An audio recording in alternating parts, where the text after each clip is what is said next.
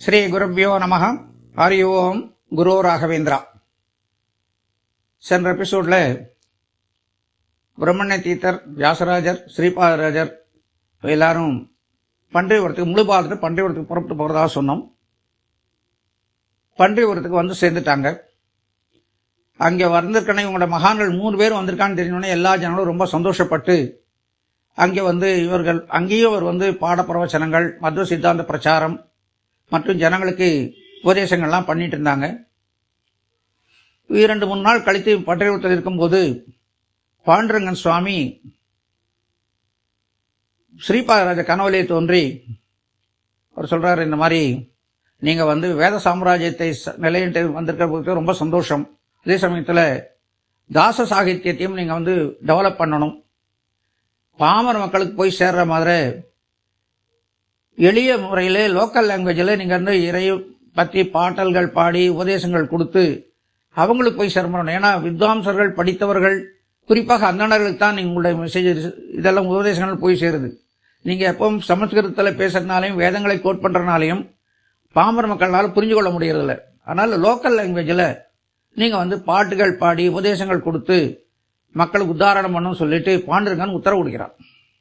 அது மாத்திரம் இல்லை, சொல்றாரு, நீங்க வந்து நாளை காலையில சந்திரபா நதியில ஒரு குறிப்பிட்ட இடம் சொல்றாரு. அந்த சந்திரபா நதி என்ட்ராகிற இடத்துல, ஊருக்குள்ள என்ட்ரா இடத்துல ஒரு இடத்த சொல்லி, இந்த இடத்துல நீங்க போங்க.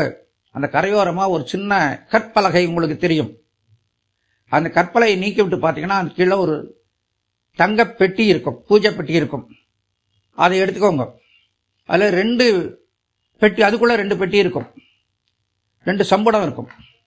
அந்த சம்படத்துல ஒரு சம்படத்துல உங்களுக்கு வந்து பூஜை பண்ணக்கூடிய மூர்த்தி இருக்கும். ரங்க விட்டலன், ருக்மணி பாமா சமேத ரங்க விட்டலன் இருக்கும். அவற்றை நீங்கள் எடுத்து பூஜை பண்ணுங்க. இன்னொரு பெட்டியை பத்தி நான் அப்புறமா உங்களுக்கு சொல்றேன். உங்களுக்கு காலம் வரும்போது உங்களுக்கு தெரிய வரும்னு சொல்லி பாண்டுரங்கன் சொப்பனத்திலே சொல்கிறார்.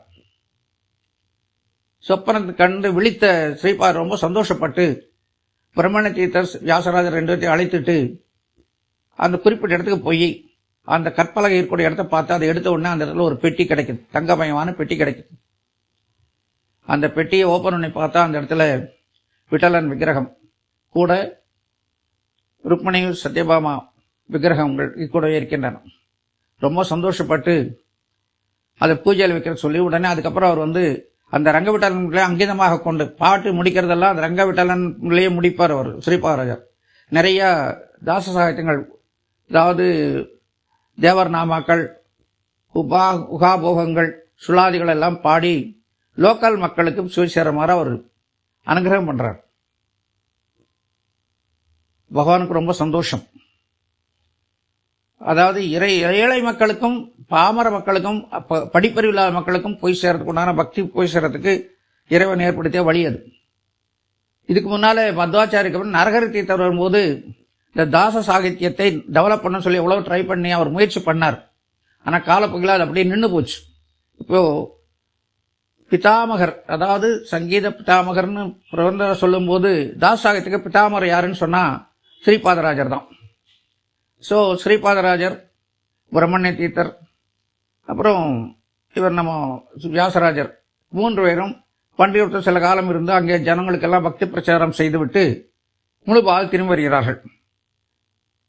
இன்னும் கொஞ்ச நாள் கழிச்சு பிரம்மண்ய தீர்த்தர் சொல்றாரு, நான் வந்து என்னோட அபூர் நான் போறேன், எங்க மடத்துக்கு போறேன். நான் வியாசராஜரை நீங்க பார்த்து சொல்லிக் கொடுங்க, உங்க குழந்தையா வச்சுக்கோன்னு சொல்லிட்டு அவரோட ஒப்படைத்து விட்டு இவர் வந்து முழுபால் இருந்து அபூருக்கு புறப்பட்டு போறார் பிரம்மண்ய தீர்த்தர். இப்போ பாட பிரவச்சனம் எல்லாம் ரெகுலரா நடந்துட்டு இருக்கு. ஒரு தடவை அவர் வந்து நம்ம ஸ்ரீபாதர் நிறைய பாடல்கள்லாம் கன்னட லாங்குவேஜில் நிறைய பாடல்லாம் பாட ஆரம்பிச்சிட்டார்.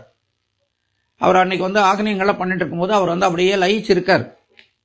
அப்ப அவர் என்ன சொல்றாருன்னா, வியாசராஜர் பார்த்து, நீ முதல்ல எடுத்து நீங்க வந்து பூஜைக்கு எல்லாம் போய் குளிச்சுட்டு ஆக்னியம் எல்லாம் பண்ணி முடிச்சுட்டு சமஸ்தான பூஜை நீ ஏற்பாடு பண்ணு, எங்க மடத்தினோட பூஜையை நீயே செய், எல்லாம் சாலிக்கணும் வச்சு நிர்மாலி அபிஷேகம் எல்லாம் பண்ணி விக்கிரகங்கள் எடுத்து அந்த இடத்துல வச்சு ஆவாகனம் எல்லாம் பண்ணி முடிச்சிரு, நான் வந்து அப்புறம் வந்து பூஜையில வந்து கலந்துக்கிறேன்னு சொல்லி நான் வந்து பூஜை பண்றேன், நீ எல்லாம் ரெடி பண்ணுன்னு சொல்றார். வியாசராஜரும் சந்தோஷமாக ஏற்றுக்கொண்டு ஸ்நானம் பண்ணிட்டு ஆக்னியங்கள்லாம் முடிச்சிட்டு அந்த சமஸ்தான பூஜை கூடிய ரூமுக்கு போய் அந்த தேவர் ரூம்ல போய் அந்த மண்டபத்திலே முன்னால எல்லா தெய்வம் சாலிகிராமங்களும் எடுத்து வச்சு ஒவ்வொரு சுவாமியா எடுத்து அதில் வைக்கிறார். அப்புறம் பன்றிபுரத்தில் சுவாமி கொடுத்தார் ரெண்டு சம்பளம் கொடுத்தார் இல்லையா, அதில் ஒரு சம்பளத்தில் கூட தான் ரங்கவிட்டலன் இவங்கெல்லாம் இது பண்ணது. இன்னொரு பெட்டி திறக்கப்படாமலே இருந்தது. அவன் திறக்க முடியல யாருனாலையும், அந்த பெட்டி ஓப்பன் ஆகவே மாட்டேங்குது. அதனால அப்படியே வச்சு அதுக்கு அப்படியே தீபாரணை காட்டுவாங்க, நைவேத்தியம் பண்ணிடுவாங்க. உள்ள என்ன இருக்குன்னு யாருக்கும் தெரியாது. வியாசராஜர் அது திறந்த உடனே கைப்பற்றினோம், டப்புன்னு ஓப்பன் ஆயிடுச்சு. பார்த்தா கோபாலகிருஷ்ணனோட விக்கிரகம், ஆனந்தமான விக்கிரகம். பார்த்த உடனே இவருக்கு வியாசராஜர் பரவச நிலை அடைந்து விட்டார். அது மாத்திரம் இல்லை, அந்த விக்கிரகத்தில் தான் கிருஷ்ணன் அப்படியே பிரத்யட்சமா தரிசனம் கொடுக்கிறார், டான்ஸ் ஆடுறார்.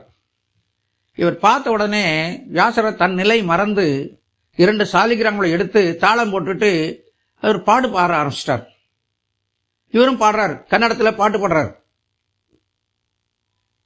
அது ரொம்ப தன்னை மறந்து பரவசனில் அப்படியே ஆடுறாரு அவர். அந்த சிஷ்யர்களுக்கெல்லாம் பயம் வந்துருச்சு. இவர் என்னமோ ஆயிப்போச்சு, இவருக்கு பைத்தியம் முடிச்சிச்சா என்னன்னு தெரியல, இப்படி ஆடுறாரு இவர். ஏன்னா பூஜையில் உட்காந்து ஒழுங்கா உட்காந்து பூஜை பண்ணி மந்திரங்கள் சொல்லி பூஜை பண்ணும்.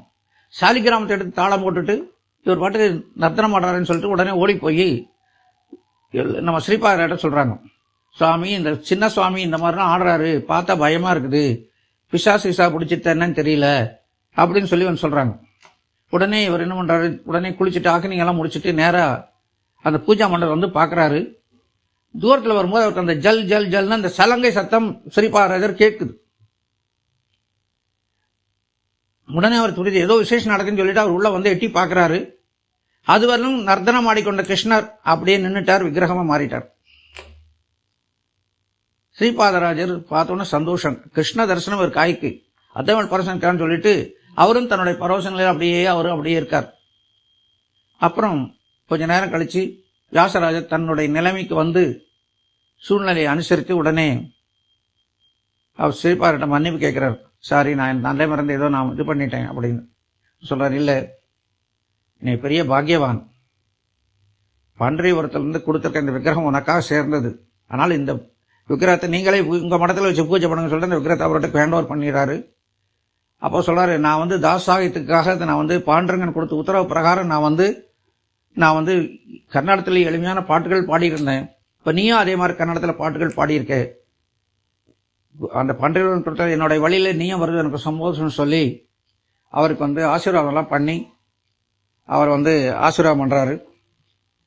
இப்படி இருக்கும்போது ஒரு டைம்ல அவர் வியாசராஜர் அந்த ஸ்ரீமடத்தில் உட்கார்ந்து கண்ண முடிய அப்படியே தியானத்தில் இருக்கார். அவர் தியானத்தில் இருக்கும்போது ஒரு பெரிய சர்ப்பம் அவர் சுத்திக்குது, அப்படியே தலையில படம் எடுத்து தலைக்கு மேல படம் எடுத்துட்டு நிக்குது. இதை பார்த்த சிஷ்யெல்லாம் பயந்து ஓடி போய் லட்சுமி நாராயண முனிகிட்ட சொல்றாங்க, அதாவது ஸ்ரீபாதர்கிட்ட சொல்றாங்க. அவர், சுவாமி பெரிய பாம்பு ஒண்ணு சின்ன சாமியை பிடிச்சிட்டு இருக்குது, பயமா இருக்கு, கொத்திடுவோம் பயமா இருக்கு, பார்த்தா பயங்கரமா இருக்கு, பெரிய சர்ப்ப நாகம் அப்படின்னு சொன்னோடனே லட்சுமி நாராயண முனி அதாவது ஸ்ரீபாதராஜர் உடனே அந்த இடத்துக்கு வர்றாரு. வந்த உடனே அவர் அப்படியே உட்கார்ந்து அப்படியே பிரார்த்தனை பண்றார், சுவாமியை பிரார்த்தனை பண்றார். பகவானை பிரார்த்தனை பண்ண உடனே இந்த சர்ப்பம் யாரும் இல்லை, நான் தான் பத்மநாப தீர்த்தர் தான், நான் வந்திருக்கேன். இந்த துவைத சித்தாந்தத்தை பரப்புவதற்கு ஒரு சிறந்த சிஷ்யன் இங்கே கிடைத்து விட்டான் எனக்கு. அவன் ஆசீர்வாதம் பண்ணுறதுக்காக தான் நான் அவனை ஆலிங்கனம் பண்ணியிருக்கேன். எல்லாம் எனக்கு தெரிஞ்ச அத்தனை நாலெட்ஜும் அவருக்கு நான் இப்போ டிரான்ஸ்ஃபர் பண்ணியாச்சு, வியாசராஜருக்கு டிரான்ஸ்ஃபர் பண்ணியாச்சு. இனி வியாசராஜர் மூலமாக துவைத சித்தாந்தம் வலுப்பெற்று நல்ல ஒரு முறையில் அதெல்லாம் நடக்கும் என்று சொல்லி பத்மநாப தீர்த்தருக்கு தரிசனம் கொடுத்து சொல்லிட்டார். சொல்லிட்டு அப்புறம் மறுபடியும் சர்ப்பமாக மாறி அவர் மேல அப்படி உட்கார்ந்திருக்கார். தன் நிலைக்கு வந்த ஸ்ரீபாதராஜர் நிலைமையை உணர்ந்து சந்தோஷப்பட்டு அந்த பத்மநாப தீர்த்தருக்கு நமஸ்காரம் பண்ணி அவருடைய லாங்குவேஜிலேயே சொல்லி, பக்தர்கள் சிஷ்யர்கள் எல்லாரும் பயப்படுறாங்க, நீங்க இவரை விட்டு போகணும் அப்படின்னு சொல்லி பிரார்த்தனை பண்ண உடனே அந்த சர்ப்பம் இறங்கி ஓடி போய்விட்டது, மறைந்து போய்விட்டது. அப்புறம் கொஞ்ச நேரம் கழிச்சு வியாசராஜர் தன் நிலைமைக்கு பார்த்துட்டு அவருக்கு ஒன்றும் தெரியல. அப்ப எல்லாரும் ஆஹாஹான்னு ஹூங்காரம் பண்றாங்க. அப்பாவுக்கு அவருக்கு விஷயம் தெரியுது, இந்த மாதிரி சர்ப்பம் தன்னை சுத்தி இருக்குன்னு சொல்லிட்டு. அப்ப ஸ்ரீபாதராஜர் சொல்றாரு, என்னுடைய பாடம் சொல்லிக் கொடுக்கறதெல்லாம் முடிஞ்சு போச்சுப்போ, உனக்கு பத்மநாப தீர்த்தர் உனக்கு ஆசீர்வாதம் பண்ணிட்டாரு, இனிமே நான் சொல்லிக் கொடுக்கணும், உனக்கு எல்லாம் பூர்ண ஞானம் கிடைத்து விட்டது, இனி நீ வந்து துவைத பிரச்சாரத்துக்கு நீ செல்லலாம் என்று சொல்லி அவர் வந்து ஆசீர்வாதம் பண்றார். அந்த நேரத்தில் காஞ்சிபுரத்திலிருந்து சிஷ்யரெல்லாம் ஸ்ரீபாதனுக்கு முழுபாலுக்கு வராங்க. வந்துட்டு சுவாமிகள்கிட்ட ஸ்ரீபாதராஜர்கிட்ட கேட்குறாங்க, சாமி, காஞ்சிபுரத்தில் வந்து மாயாவாதிகளுடைய அராஜகம் ஓடிக்கொண்டிருக்கிறது. நம்முடைய மத்வ சித்தாந்தி அவர்கள் வந்து கேளனம் செய்கிறார்கள். அவர்கள் வந்து ஜெயித்து செக்களிக்கிறார்கள். நம்ம மதத்தை அவர்கள் மத்துவ மதத்தை ரொம்ப கேவலமாக பேசுகிறாங்க. அங்கே இருக்க பண்டிதர்கள் அவ்வளோ நாலேஜ் கிடையாதுனால அவங்கள ஜெயிக்க முடியல. அதனால் அவர்கள் வந்து நம்ம மதத்தை இழிவாக பேசுகிறார்கள். நீங்கள் தான் அதுக்கு ஏதாவது ஒரு வழி பண்ணணும் அப்படின்னு சொல்லி அங்கே இருக்க சில வித்வாம்சர்கள் பண்டிதர்கள்லாம் வந்து ஸ்ரீபாதரிடம் சொல்கிறார்கள். அப்போ உடனே ஸ்ரீபாதர் சொல்கிறாரு, கவலைப்பட வேண்டாம், ஒரு சிறந்த ஞானவானை நான் உங்களுக்கு உங்கள் ஊருக்கு அனுப்புகிறேன், வியாசராஜரை அனுப்புகிறேன். அவர் அங்கே வந்து துவைத மதத்தை அங்கே சித்தாந்தத்தை பிரதிஷ்டை பண்ணி அவரோட மேன்மையை பற்றி எல்லாத்தையும் சொல்லிக் கொடுத்து எல்லாத்தையும் ஜனங்களை கன்வின்ஸ் பண்ணுவார். நீங்கள் கவலைப்பட வேண்டாம், நீங்கள் ஊருக்கு போங்க, நான் அனுப்புகிறேன்னு சொல்லி சொல்கிறார். அப்புறம் ஒரு சோமுகூர்த்த நாளில் அவர் வியாசராஜரை அழைத்து, உங்களுக்கு இப்பொழுது துவைத பிரச்சாரம் செய்ய வேண்டிய நேரம் வந்து விட்டது, நீங்கள் இண்டிபெண்டாக நீங்கள் செய்யலாம். நீங்கள் காஞ்சிபுரத்தில் நம்முடைய மத்வ மதத்துக்கு நிறைய ஹானி ஏற்பட்டு விட்டது, அதுக்கு இடைஞ்சல்கள் ஏற்பட்டிருக்கின்றன. நீங்கள் அதை போய் சரி பண்ணி அதுக்கு வந்து துவைத சித்தாந்தத்தை நிலைநிறுத்த வேண்டும் என்று சொல்லி ஆசீர்வாதம் பண்ணி அவரை காஞ்சிபுரத்துக்கு போக சொல்றார். இப்போ வியாசராஜர் தனியாக அவருடைய குறிப்பிட்ட சில சிஷ்யர், அவருடைய சிஷ்யர் மடத்தில் இருப்பாங்களா, அவங்களை அழைத்து கொண்டு அவர் வந்து காஞ்சிபுரத்துக்கு வருகிறார். காஞ்சிபுரத்தில் என்ன நடக்குதுங்கிறத அடுத்த எபிசோட்ல நம்ம பார்ப்போம். குருராஜா அர்ப்பணமஸ்து.